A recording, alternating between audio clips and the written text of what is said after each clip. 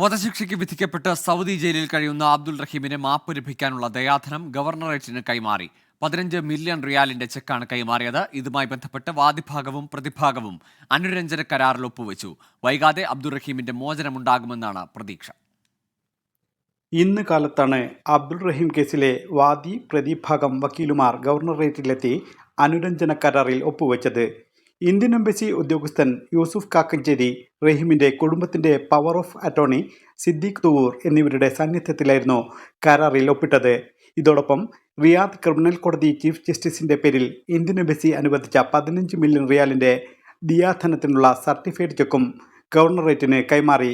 വാദ്യഭാഗം വക്കീലിന് നൽകാനായി നേരത്തെ എംബസി അക്കൗണ്ടിലെത്തിയ 7 ലക്ഷം റിയാലിന്റെ ചെക്കും ഇന്ന് കൈമാറിയിട്ടുണ്ട്. ഇന്ന് ഗവർണർ ഓഫീസിൽ പോയി ചെക്ക് കൈമാറി.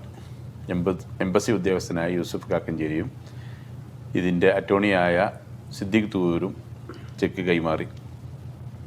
അതിനുശേഷം വക്കീലിനുള്ള ഒറിജിനൽ ചെക്ക് വക്കീലിനും അതും കൈമാറി.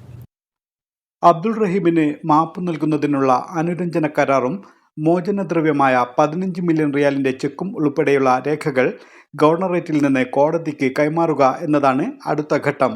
രേഖകൾ പരിശോധിച്ച ശേഷം കോടതി കേസ് വിളിക്കുന്നതിനുള്ള സമയം അനുവദിക്കും.